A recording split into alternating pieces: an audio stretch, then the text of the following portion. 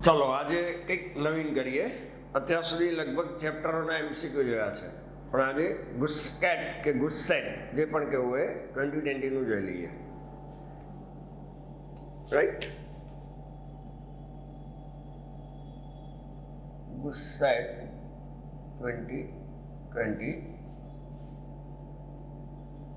40 માર્કનું બાયોનું હોય છે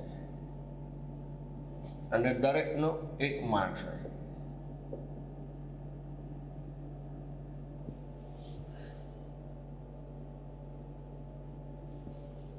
ખોટું પડે તો 0.20 માઇનસ થાય, નેગેટિવ સિસ્ટમ છે.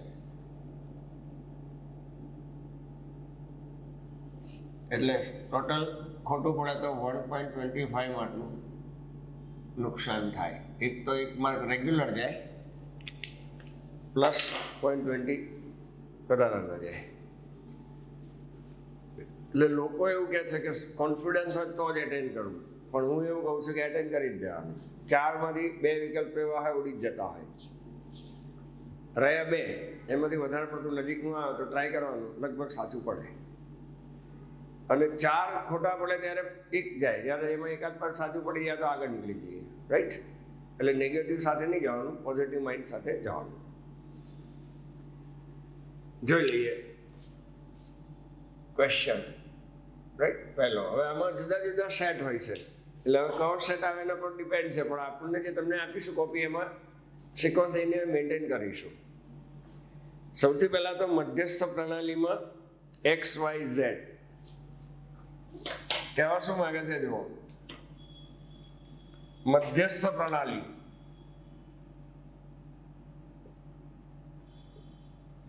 સેન્ટ્રલ ડોગમા કયા વૈજ્ઞાનિકે, જેને X, પછી ક્રિયા, પહેલી ક્રિયા છે જેને કહ્યું છે Y, ક્રિયા 2 જેને કહ્યું છે Z. તો XYZ વૈજ્ઞાનિક, ક્રિયા 1, ક્રિયા 2. મધ્યસ્થ પ્રણાલીને સેન્ટ્રલ ડોગમા પણ કહેવાય. આજે છે એટલે ઘણી વખતે આવું શબ્દ પણ વાપરે, સેન્ટ્રલ ડોગમા. રાઈટ, શું છે એ સમજો. તો કે સૌથી પહેલા તો DNA નું સ્વયંજનન થાય, જેને સ્વયંજનનની પ્રક્રિયા કહેવાય. DNA એના જેવી બીજી શૃંખલા ઉત્પન્ન કરાય. હવે DNA સ્વયંજનન થયા પછી મેસેન્જર RNA, સંદેશક રિબોન્યુક્લિક એસિડ, તો એને કહેવાય પ્રત્યાંકન. અને મેસેન્જર RNA પછી પ્રોટીન સંશ્લેષણ. રાઈટ, પ્રોટીન બને.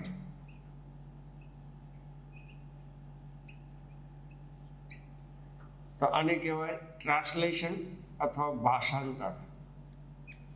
ટ્રાન્સક્રિપ્શન, ઇંગ્લિશ નામ પણ આવડવા જોઈએ. આને રેપ્લિકેશન કહીશું. બરાબર, ઓર કરીને નામ યાદ રાખજો.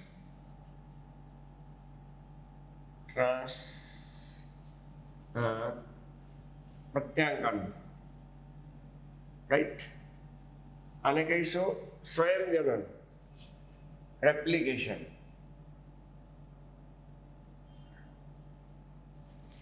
આને કહીશું ભાષાંતર, ટ્રાન્સલેશન.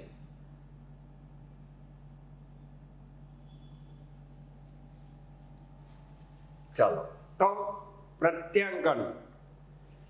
હવે DNA ની શૃંખલાને અનુરૂપ એક બાજુએ મેસેન્જર RNA બને, જેને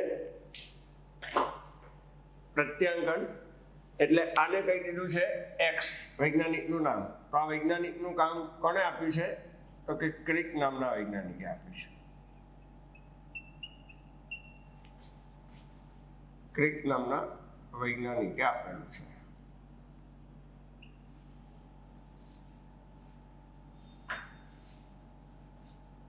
ચાલો, તો X એને કહી દીધેલું છે. બરાબર. વાય આને કીધું છે એક્સ, વાય પ્રત્યાંકન, અને ઝેડ એ ટ્રાન્સલેશન, તો ભાષાંતર. રાઈટ. ચાલો, તો શું કહે છે સમજો. મધ્યસ્થ પ્રણાલીમાં એક્સ વૈજ્ઞાનિક, ક્રમશઃ વાય અને ઝેડ. તો આજે વાય અને ઝેડ તો અનુક્રમે શોધવું હોય એક્સ વાય ઝેડ, તો એના માટે જવાબ યાદ રાખી લો. અને વાય તરીકે ઓળખાયું છે, વૈજ્ઞાનિકનું નામ છે, એને કહ્યું છે એક્સ, અને આ જગ્યાને ઝેડ તરીકે ઓળખાયું છે. વાય અને ઝેડ, અને વૈજ્ઞાનિકનું નામ છે એને એક્સ. રાઈટ. તો વૈજ્ઞાનિકનું નામ આવશે ક્રિક, પછી પ્રત્યાંકન, અને પછી છેલ્લે જોઈ લઈએ તો ભાષાંતર. આ ત્રણે ત્રણ શબ્દો યાદ રાખવાના. પહેલું ક્રિક, પછી પ્રત્યાંકન, અને પછી ભાષાંતર. X Y Z.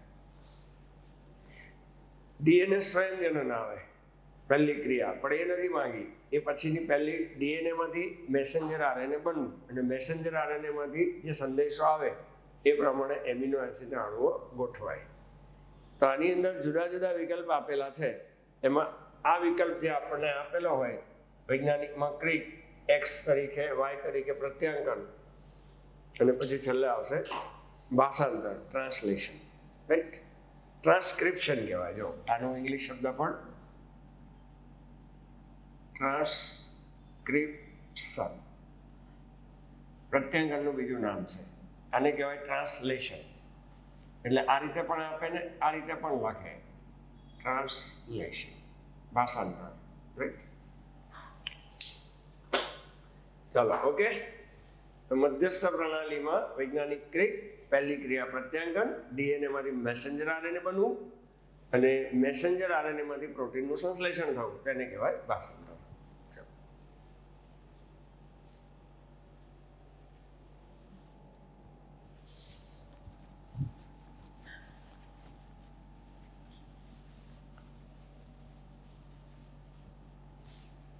બીજું જોઈએ.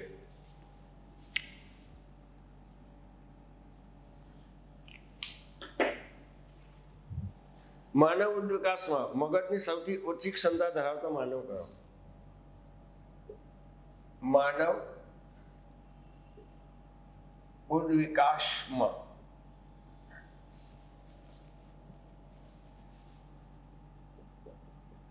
સૌથી ઓછી મગજની ક્ષમતા માનવ કયો?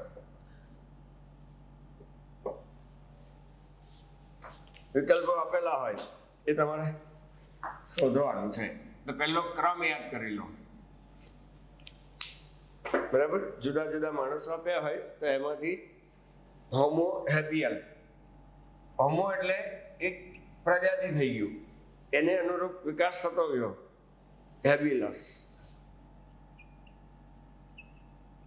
હોમો હેબિલસ. આ એક યાદ રાખજો. પછી આવશે હોમો ઇરેક્ટ. આ સિક્વન્સ યાદ રાખવાની. હોમો ઇરેક્ટ, ઇરેક્ટ. ચલો, ત્યાર પછી નિએન્ડરથલ, નિએન્ડરથલ, અને પછી આધુનિક માનવી, જેને આપણે હોમો સેપિયન્સ પણ કહીશું. આ ક્રમ છે. હોમો હેબિયન, HIN, હિન, આ ગોખી નાખવાનું. આ તો જરૂર નથી. લેટેસ્ટ આધુનિક માનવી, હોમો સેપિયન્સ. પણ ક્રમ યાદ રહે. હોમો હેબિયન, હોમો ઇરેક્ટ, અને તો અહીંયા જોવા જઈએ તો 800 cc યાદ રાખો. 800, પછી 100 વધારે એટલે 900 cc ક્યુબિક સેન્ટીમીટર, અને આમાં 500 વધારે એટલે 1400 cc મગજની ક્ષમતા છે આ. બરાબર. હવે આની અંદર રેન્જમાં આપેલું છે. આ સૌથી નીચું કહેવાય. ઓછું. પછી આ થઈ ગયું મધ્યમ, અને 1400 થી નિયંત્રણસ્થળમાં સૌથી વધુ. અહીંયા રેન્જમાં છે એકચ્યુઅલી 650 થી 800, પછી 900 અને પછી 1400. હોમો સેપિયન્સ નું આપ્યું નથી, 1450 જેવું હોય છે, બરાબર, 1400 થી 1450. પણ આપણી નવી ટેક્સમાં આ નથી, એટલે આને આપણે ચોકલી મારી દઈએ. આપી હવે રહી ગઈ આપણી પાસે હોમો હેબિયન, હોમો ઇરેક્ટ, નિયંત્રણસ્થળ. તો એમાં સૌથી ઓછું કોનું કહ્યું છે? જવાબ માંગ્યો છે બીજામાં કે સૌથી ઓછું તો કયું આવે? હોમો હેબિલસ, હેબિલિસ.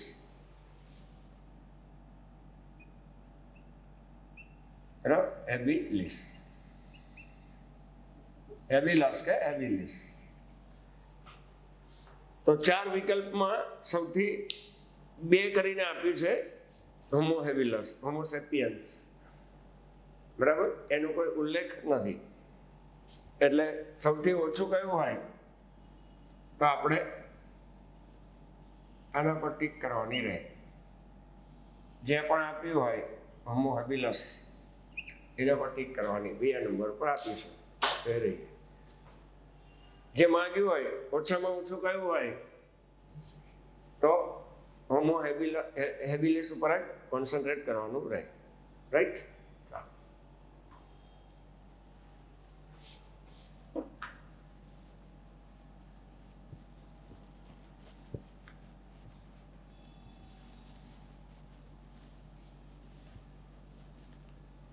ત્રીજું જોઈ લઈએ.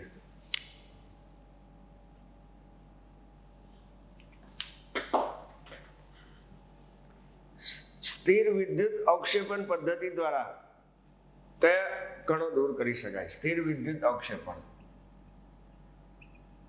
સ્થિર વિદ્યુત અવક્ષેપણ દ્વારા કેવી અશુદ્ધિ?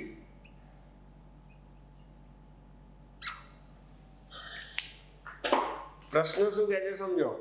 ઇલેક્ટ્રો પ્રેસિપિટેશન, ઇલેક્ટ્રોસ્ટેટિક આનું બીજું નામ છે. Electrostatic precipitation.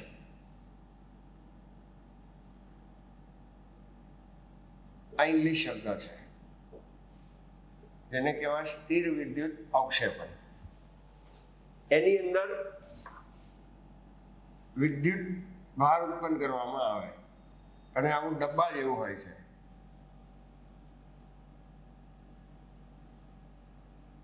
હવા વેવડાવવામાં આવે, શુદ્ધ હવા, અશુદ્ધ હવા, અને કણમય અશુદ્ધિ હોય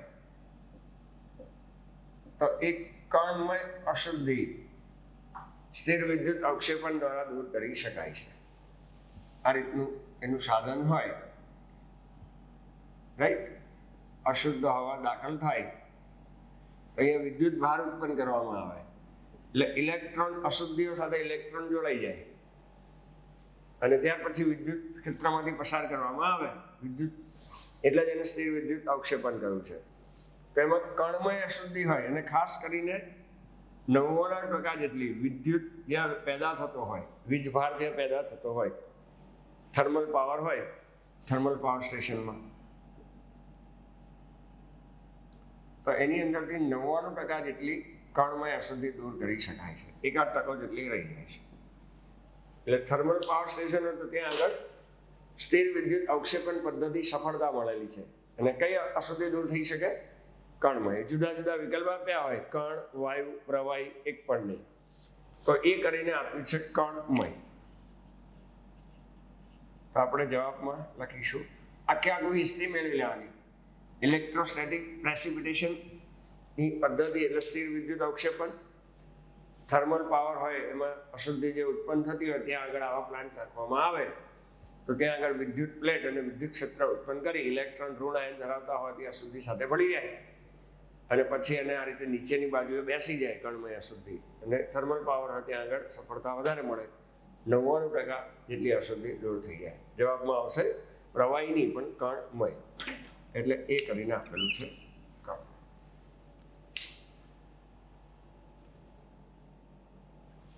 ચોથું જોઈ લઈએ.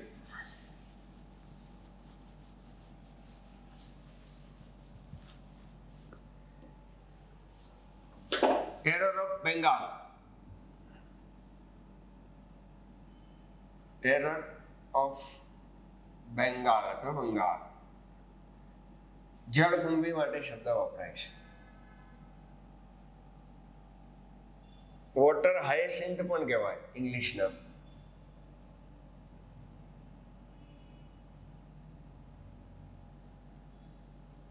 બરાબર. જલીય પ્રદૂષણ પણ કહેવાય છે, જલીય નિંદણ. એકદમ એટલું બધું ઝડપથી પથરાઈ જાય,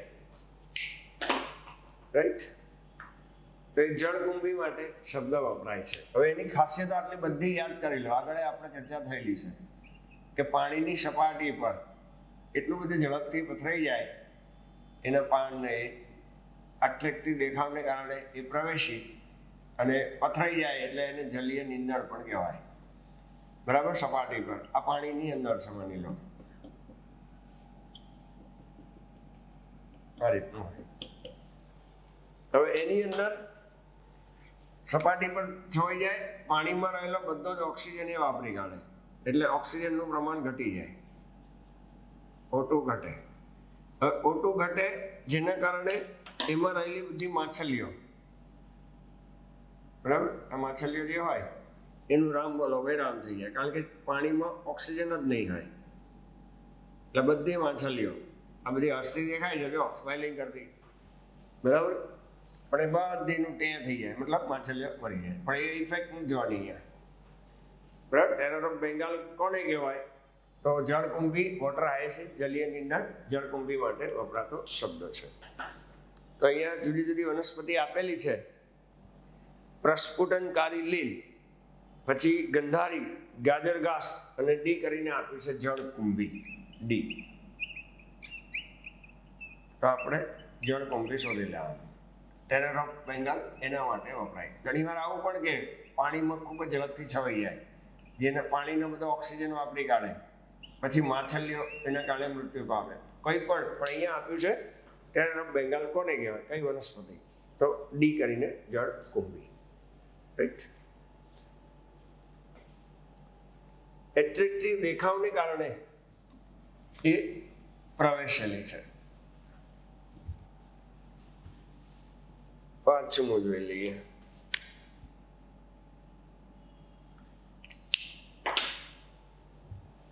દક્ષિણ અમેરિકાના એમેઝોન વર્ષા ઝોનમાં પક્ષીઓની જાતો કેટલી છે? એમેઝોન,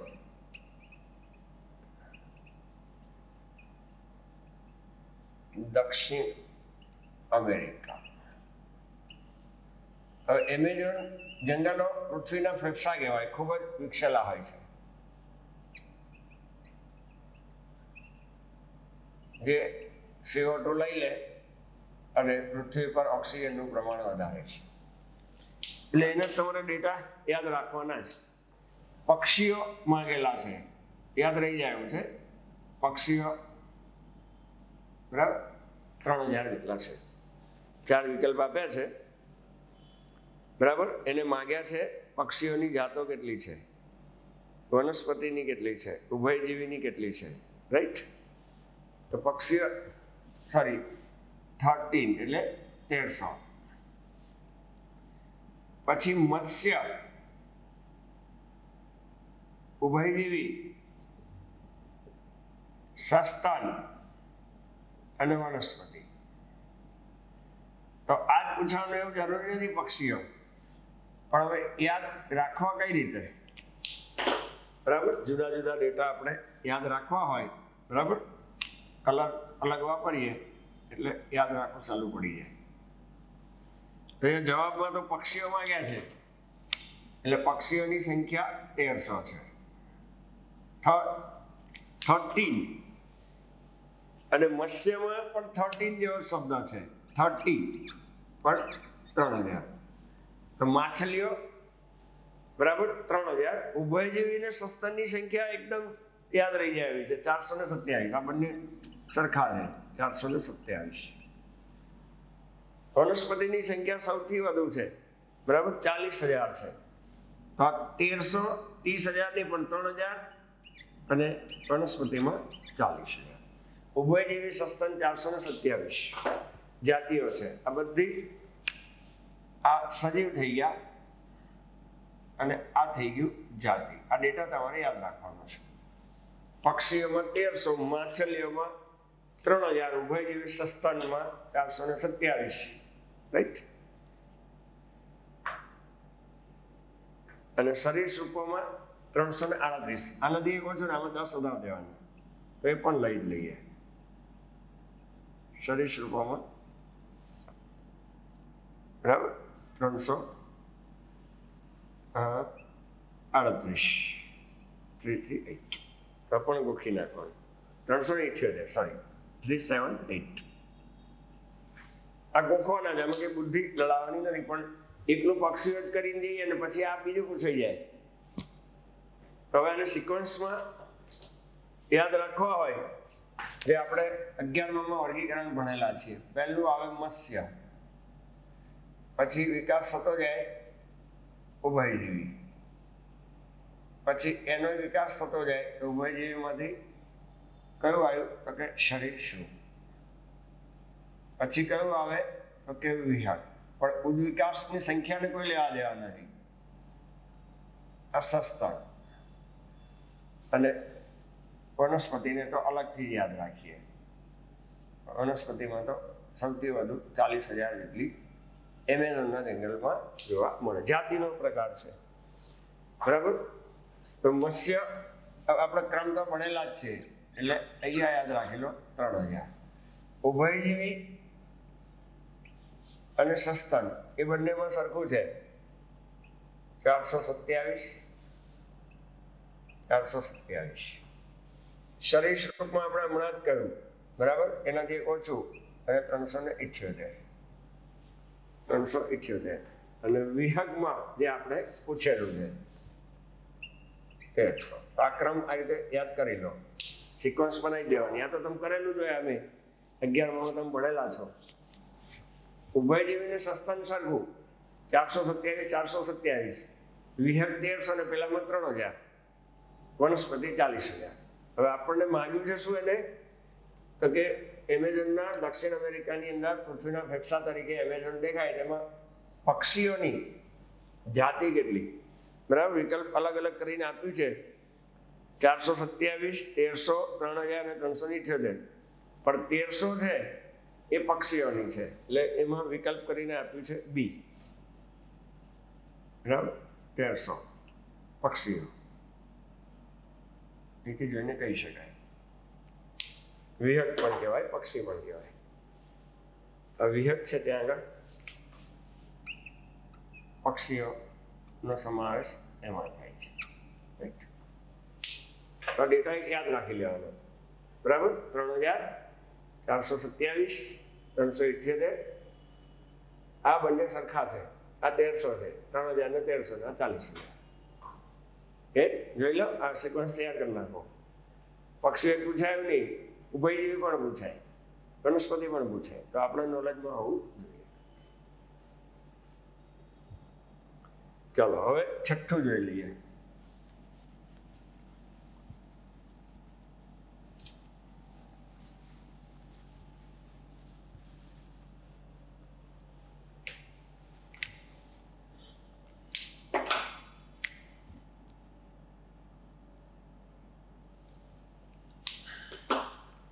વિઘટનની પ્રક્રિયા સાથે સંકળાયેલું છે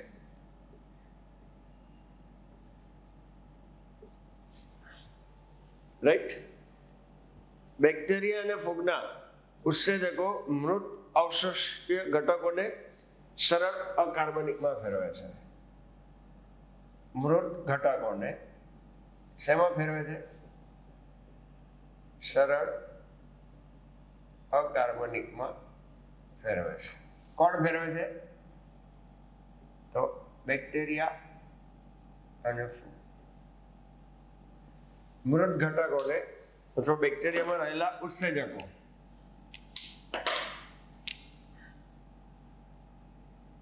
ક્વેશ્ચન આવો છે કે નાશ પામેલા સજીવ હોય મૃત અવશેષીય ઘટકો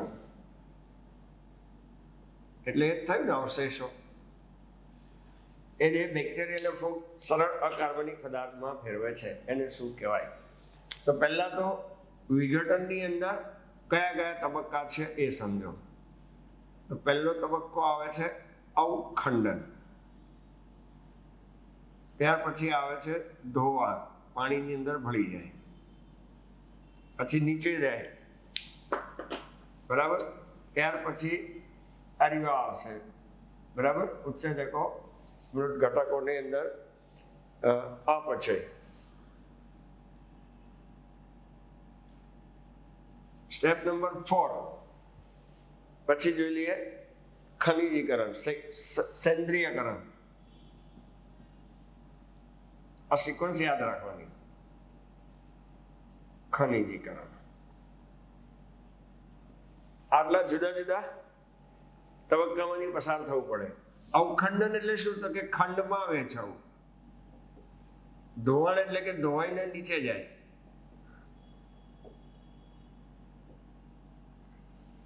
પછી અપચય એટલે જ આ, બરાબર, ઉત્સેચકની ક્રિયા બેક્ટેરિયા દ્વારા. અપચય, ચ એટલે અપચય, ઉત્સેચક બેક્ટેરિયા અને ફૂગ. આ યાદ રાખો. બેક્ટેરિયા અને ફૂગ જે હોય ને એ મરેલા સજીવને સેન્દ્રિયકરણ, નાના નાના ઘટકમાં રૂપાંતર થઈ જવું અને પછી જમીનમાં ખાતર બની જવું. આટલા સિક્વન્સ યાદ રાખે. હવે ખંડમાં વહેંચવું તો અળસિયા જેવું પ્રાણી હોય તો એ અળસિયું નાના નાના એના પાચન માર્ગમાંથી પસાર થાય અને મળ માર્ગેથી નીકળે તો એ નાના નાના ખંડમાં વહેંચાય. એને અવખંડન કહેવાય. એને પાચન માર્ગને છેલ્લેથી બધું બહાર નીકળે, જમીનમાં ભળી જાય. હવે પાણી આવે તો પાણીની અંદર એ ભળે. આ ધારો કે જમીન છે, બરાબર, તો એ પછી નીચે જાય, જમીનમાં પાણી સાથે ભળાય. તો એને ધોવાણ કહીશું. પછી બેક્ટેરિયા જમીનની અંદર હોય તો એ બેક્ટેરિયા અને ફૂગ તેમાં રહેલા ઉત્સેચકો દ્વારા સરળ સ્વરૂપમાં અકાર્બનિક ઘટકમાં ફેરવી કાઢશે. કાર્બનિક નહીં, અકાર્બનિકમાં, અકાર્બનિક સરળમાં ફેરવાય તો એને કહેવાય અપચય. સેન્દ્રિયકરણ, વધુ નાના નાના ઘટકોમાં ફેરવાઈ જાય અને છેલ્લે પછી જમીનમાં ભળી ખનિજીકરણ થાય. એટલે અહીંયા શું કહ્યું છે? બેક્ટેરિયા અને ફૂગ એ મૃત ઘટકોમાંથી સરળમાં ફેરવાય તો એ અપચય આવશે. એટલે અહીંયા લખવું તો અપચય. હવે 4 વિકલ્પ આપે છે, એમાંથી પહેલું ખનિજીકરણ, બીજું સેન્દ્રિયકરણ, સી કરીને અપચય આપીશું તો આ જવાબ રહેશે અપચય. રાઈટ? એટલે વિઘટનની પ્રક્રિયા તમારે યાદ રાખવી પડે, બરાબર. ચાલો, એટલે વિઘટનનો ટોપિક ક્લિયર હોવો જોઈએ. ડિટેલ વાંચવું હોય તો 243 નંબરના પેજ ઉપર આપેલું છે ટેક્સ્ટ બુક પ્રમાણે. પછી કોઈને ખબર ના હોય કે ક્યાં આવ્યું છે એ અમને સમજાવો. 243 નંબરના પેજમાં આખી ક્રિયાઓ, 5 ક્રિયાઓ તમને આવડવી જોઈએ. ગુજકેટ હોય એટલે ચોપડીનું જ હોય, રાઈટ? એ પણ 12th નું જ, 11માનું પણ નહીં.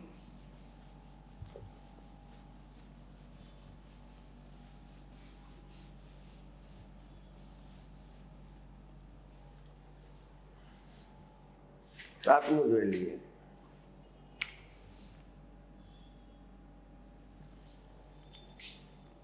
સાતમામાં શું કહે છે સમજો. વ્યુસ્ટન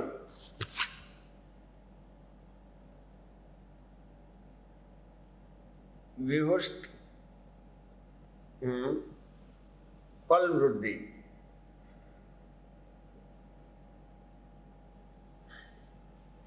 એનું સમીકરણ કરું. વેસ્ટફાલ્સ પદ્ધતિ એક વૃદ્ધિના જુદા જુદા પ્રકાર છે. તો હવે એની અંદર સમીકરણો આપેલા છે. એમાં સાચું સમીકરણ છે dn/dt સંકલન Rn k - n upon k. આ સૂત્ર તૈયાર કરી દેવાનું. આ સાચું સૂત્ર છે. પછી ગમે તે ફેરવીને આપે, ધારો કે dn/dt Rn આપેલું જ છે, ઊંધું કરી નાખે, છેદ ઉપર લઈ લે k - n. બીજું ત્રીજું આપે છે dn/dt Rn, આ આપ્યું નથી. બીજું આપી દીધું છે dn/dt, આ બધું આપી દે Rn, k માઇનસ ની જગ્યાએ પ્લસ આપી દે, k પ્લસ અપોન k. હવે આમાં જુદું જુદું છે. આ સૂત્ર સાચું છે, પણ એનો અર્થ આપણને ખબર જ જોઈએ ને કે વેસ્ટફાલ્સ વૃદ્ધિ પ્રમાણે તો n = t સમયે કુલ વસ્તી.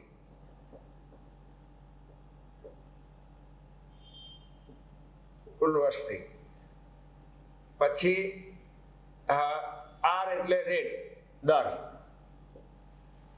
બરાબર. k એટલે એની અંદર સમાતી જે મહત્તમ સજીવોની સંખ્યા. એના માટે પર્ટિક્યુલર શબ્દ વાપરવો હોય તો કે શબ્દ વાપરીશું, વહન ક્ષમતા તરીકે ગણાવીશું, મેક્સિમમ. અને અહીંયા દર આપ્યો છે, પ્રાકૃતિક વધારાનો આંતરિક દર.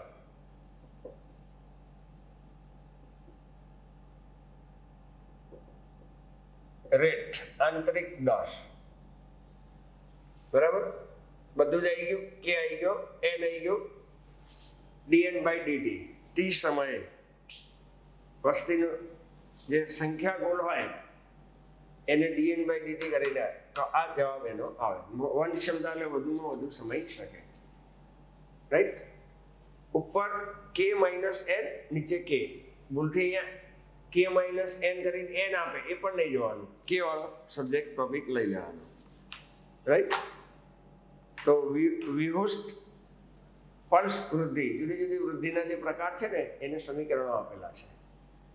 તો ક્યારેક આવું પૂછાય તો ધ્યાનથી એક સરખું લાગે આપણને, આ તો આવે જ નહીં, તો ઓટોમેટિક કેન્સલ થઈ જાય. પછી એવું યાદ રાખવાનું, ઉપર k - n, રાઈટ, નીચે k, R × n. રેટ છે, પ્રાકૃતિક વધારાનો આંતરિક દર. કે નીચે આવે વહન ક્ષમતા, વધુમાં વધુ સજીવો સમય શકતા હોય તો એને વહન ક્ષમતા. અને શરૂઆતમાં t સમયે કુલ કેટલી વસ્તી છે એ બતાવે છે, રાઈટ. તો જવાબ કરીને એ આવશે. ચલો,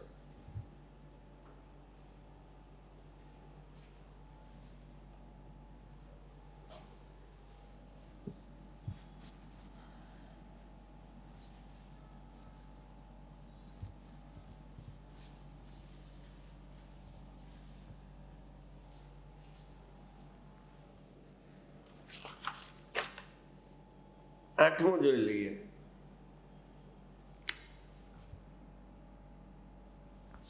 લેક ઓપેરન વાદ એ જોઈ લઈએ.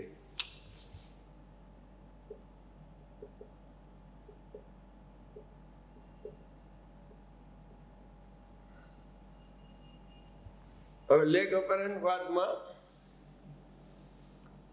3 જનીનો આપેલા છે, Z, Y, A. Actually XYZ યાદ રાખવાનું. XYZ આપણે કેમ યાદ રાખીએ? X ને છેલ્લા લઈ લેવાના, બરાબર, અને એને બદલી કાઢવાનું, એ કરી દેવાનું, એટલે યાદ રાખવું ચાલુ થઈ જાય. YZ એ યાદ ના રહે, બરાબર, XYZ એની જગ્યાએ. હવે લેક ઓપેરન વાદ પ્રમાણે Z, Y, A ગપાટા, આ એક સૂત્ર બનાવી દો. ગપાટા. ગેલેક્ટોસાઇડેઝ GA, ગેલેક્ટોસાઇડેઝ. પરમિએઝ અને ટ્રાન્સએમિનેઝ. ટાનો મતલબ બરાબર. તો જુદા જુદા ટ્રાન્સ એસિટાઇલેઝ,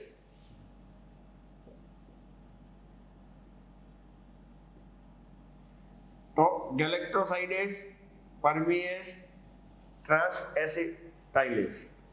તો ત્રણ ઉત્સેચકો જે છે એ ત્રણેય ઉત્સેચકો લેક ઓપેરન વાદને ફોલો કરતા હોય છે, રાઈટ. તો હવે જુદા જુદા વિકલ્પ આપ્યા છે કે ક્રમિક એટલે સિક્વન્સમાં જ લેવા પડે. ZYA, Z is equal to galactosidase, પછી Y is equal to permease અને A is equal to transacetylase. હવે ફેરવી ફેરવીને જવાબ આપ્યા હોય પણ બી વિકલ્પ જે આપેલો છે એ આ જ ક્રમ પ્રમાણે આપેલો છે કે ગેલેક્ટોસાઇડેઝ, પછી પરમિએઝ અને છેલ્લે ટ્રાન્સ એસિટાઇલેઝ. અનુક્રમે એને ક્રમ આપી દીધો છે કે ZYA અને ટેક્સ્ટમાં આ જ આપેલો છે. હવે કોઈ એક્ઝામિનર બદલીને એવું પણ આપી દે AZY, તો પછી તમારે A એટલે ટ્રાન્સ આ લેવો પડે, ટ્રાન્સ એસિટાઇલેઝ, Y એટલે પરમિએઝ અને Z એટલે ગેલેક્ટોસાઇડેઝ. સિક્વન્સ આ જોઈ લેવાની ZYA. Z ની નીચે ગપાટા આપણે આ જ કરવાનું. યાદ કેવી રીતે રાખવાનું? XYZ, X ને છેલ્લે લઈ લેવાનું એટલે એ થઈ જશે, એ કરી નાખીએ એટલે YZA અને પછી ગપાટા સૂત્ર મૂકી દેવાનું. પછી એને ક્રમ બદલ્યો હોય ઘણી વખતે આવું પણ કે YZA, YZ બરાબર. તો Y પહેલા લઈ લેવો પડે, Y અનુક્રમે YZA. તો પહેલા પરમિએઝ આવે, પછી ગેલેક્ટોસાઇડેઝ આવે અને પછી ટ્રાન્સ એસિડ. ગમે તે કે આપણે ક્રમ જે કે ને લખી કાઢવાનું, પછી નક્કી કરવાનું. બહુ ફેરવીને ના પૂછે ટેક્સ્ટમાં આ શબ્દ વાપરેલા છે ZYA એટલે બેઠું ગપાટા સૂત્ર મૂકી લખી કાઢવાનું. ચાલો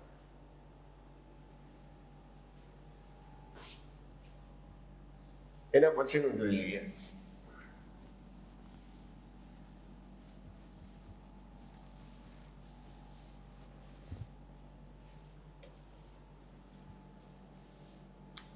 બોગનવેલના કંટક અને કુકરબીટાના 9મું.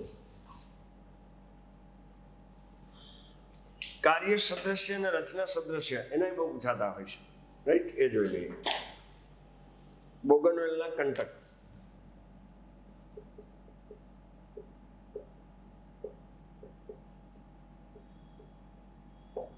અને કુકરબીટા કોળું કહેવાય.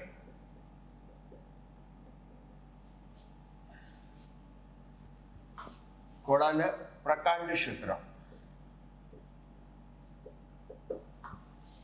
અને કંટક અને કુકરબીટા વનસ્પતિનું નામ છે, ઇંગ્લિશ કોળું પણ કહેવાય. એના પ્રકાંડ સૂત્ર બે વસ્તુ જોઈ લઈએ. હવે બોગનવેલની અંદર કંટક શબ્દ વાપરેલો છે. અહીંયા જોઈએ તો એનો આ કંટક થઈ જાય એટલે અહીંયા લખી નાખીએ બોગનવેલ કંટક. કુકરબેટા, તો કુકરબેટાના પ્રકાંડ સૂત્ર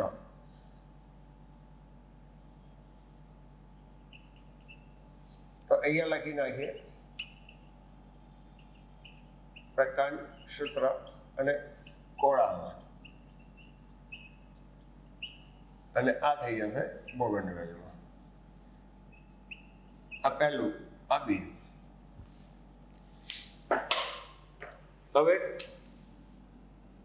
કાર્ય સદૃશ્ય અંગો એટલે શું?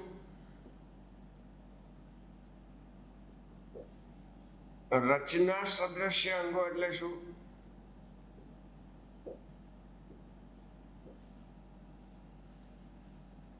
બરાબર. અને સમમૂલક અંગો તરીકે પણ ઓળખાઈશું. એનું બીજું નામ છે સમમૂલક. હવે રચના સદૃશ્ય અને કાર્ય સદૃશ્ય. કાર્ય સદૃશ્યમાં કેવું હોય? કાર્ય સમાન હોય, પણ બંધારણ જુદું. બંધારણ જુદું. ધારો કે પાંખ, બરાબર, પક્ષીની પાંખ અને મનુષ્યનો હાથ.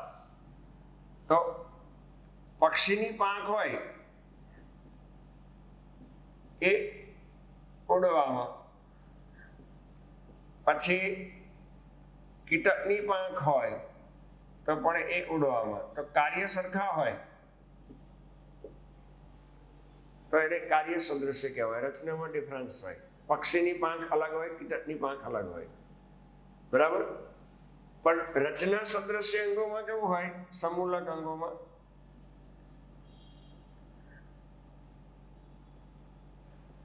તો રચના સદૃશ્યમાં રચના સમાન બંને, પણ કાર્યમાં ભિન્નતા. આવું યાદ રાખો. સમમૂલક અંગોમાં કાર્ય સદૃશ્યમાં કાર્ય સમાન, પક્ષીની પાંખ હોય કે કીટકની પાંખ હોય બધું ઉડવા માંડ્યું, પણ રચના અલગ અલગ હોય. તો આમાં કેવું છે? રચના સદૃશ્ય સમમૂલક અંગો થાય. રચના સમાન, બંને કક્ષ કલિકાના જ ભાગ છે. આ કક્ષ કલિકા છે, આ કક્ષ કલિકા છે, બરાબર. રચના સમાન છે પણ કાર્યમાં ભિન્નતા છે. આ રક્ષણનું કામ કરે, આ આરોહણનું કાર્ય કરે, એટલે સમમૂલક અંગો કહેવાય. એટલે જવાબમાં લખવું હોય તો આ બંનેમાં કેવું આવે? સમમૂલક અંગો. અને સમમૂલક માટે જ આપણે શબ્દ વાપરીએ છીએ કેવા? રચના સદૃશ્ય. કાર્ય અલગ અલગ છે, એનું જ બીજું નામ છે. એટલે A, B, C અને D આપેલા છે. પહેલું આપ્યું છે સમમૂલક અંગો, કાર્ય સદૃશ્ય. અવશિષ્ટ અંગોને એક પણ નહીં. અવશિષ્ટ અંગ તો આવે જ નહીં, એ આવે, રાઈટ. અવશિષ્ટ અંગમાં કેવું હોય? અંગો હાલમાં નિષ્ક્રિય હોય, વર્ષો પહેલા સક્રિય હોય, તો એવા અંગોને અવશિષ્ટ અંગ કહેવાય. આપણા કાનના સ્નાયુઓ, કર્ણપલ્લવના, આંખનો પોપચા આપણે વર્ષો પહેલા હલાવી શકતા હતા. પછી આંત્રપુચ્છ, એપેન્ડિક્સ, આ બધા તો અવશિષ્ટ અંગો, એટલે એ તો આવે જ નહીં. સમમૂલક અંગો બેસે, બરાબર. કાર્યમાં ભિન્નતા હોય. આ બીજી વનસ્પતિ પર વીંટળાઈ જાય, આ કાંટાળું રક્ષણ આપે. બંને પાછું રચના સરખી છે, બંને કક્ષ કલિકાના જ ભાગ છે, એટલે સમમૂલક રચના સદૃશ્ય અંગો બેસે.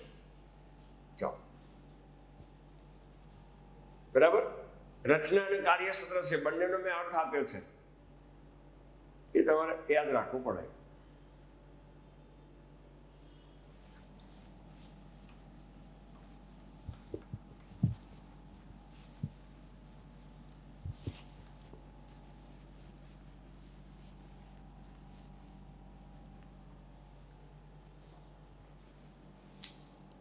દસમું જોઈ લઈએ.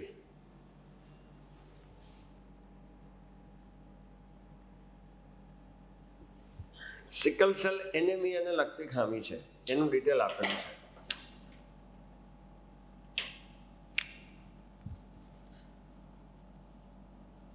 સિકલ સેલ એનેમિયા એ જોઈ લઈએ.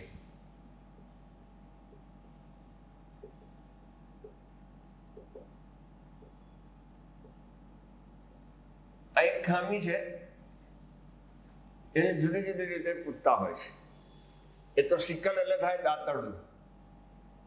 રક્તકણનો આકાર દાંતરડા જેવો થાય. આવું પણ પૂછે તો આની અંદર એક જ એમિનો એસિડનું સ્થાન ફેર થાય, એનું સ્થાન બદલાય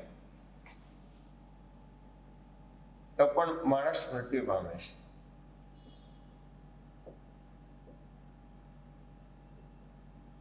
હવે હિમોફિલિયા અલગ ખામી છે. આની અંદર હિમોગ્લોબિનની ખામી પણ કહેવાય. અને હિમોગ્લોબિન એક પ્રકારનું પ્રોટીન છે. હવે આપણા શરીરમાં નોર્મલ HB અથવા હિમોગ્લોબિનમાં એક પ્રકારના પ્રોટીનમાં બે શૃંખલા હોય, આલ્ફા શૃંખલા અને બીટા શૃંખલા. હવે પ્રોટીનની શૃંખલા હોય એટલે આ રીતે એમિનો એસિડથી જોડાય. આ પહેલો ક્રમ, બીજો ક્રમ, ત્રીજો ક્રમ, ચોથો ક્રમ, પાંચમું, છઠ્ઠું, સાતમું, આ બધા એમિનો એસિડ છે. આ રાઉન્ડ કરીને મેં બતાવ્યા છે, બધા એમિનો એસિડ છે.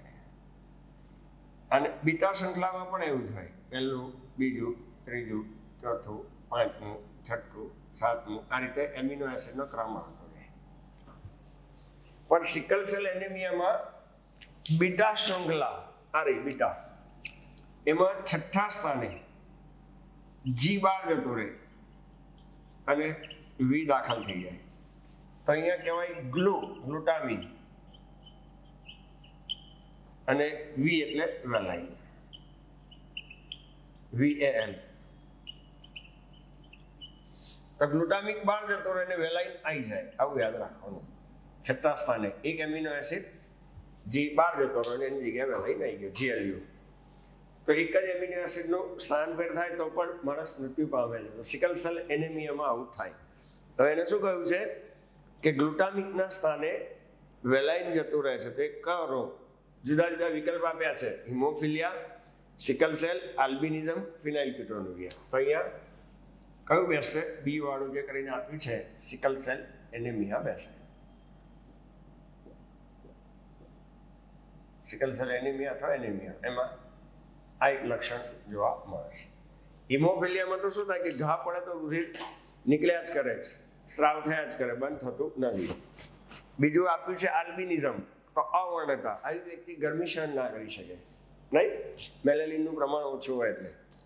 અને ફિનાઇલકીટોનુરિયા, તો પીક કેવું? આવી વ્યક્તિમાં ફિનાઇલ એલર્જી હાઇડ્રોઝાઇલેન નામનો ઉત્સેચક ઓછો હોય, એમાં મેલેનિનનું પ્રમાણ ઓછું હોય, રાઈટ. પણ આપણે તો સિકલ સેલ માંગ્યું છે એટલે આ ખામી એ સિકલ સેલની છે, એના લક્ષણો છે. રક્તકણ દાંતરડા જેવા બની જાય એવું નથી આવતું, પણ ગ્લુટામિકની જગ્યાએ વેલાઇન એક જ એમિનો એસિડનું સ્થાન પોઈન્ટ મ્યુટેશનમાં પણ આવે. આ પણ યાદ રાખજો, એકવાર નીટમાં જ પૂછાઈ ગયું છે, પોઈન્ટ મ્યુટેશન. એક જ નાઇટ્રોજન બેઝની જોડી બદલાય છે આમાં પણ, બરાબર. ચાલો, આટલી લાક્ષણિકતા યાદ રાખો. બી જવાબ આવશે સિકલ સેલ એનિમિયા. તો ગુજકેટ 2020 2020ના 1 થી 10 MCQ જોયા પછી એમ થાય કે કશું જ નથી, એકદમ સાલા છે, રાઈટ. એટલે પૂરેપૂરા 10 આપણને હાલમાં હવે કોઈ પણ પૂછે ફેરવીને તો આપણને આવડે, રાઈટ. આજનું લેક્ચર અહીંયા આપણે પૂરું કરીએ છીએ.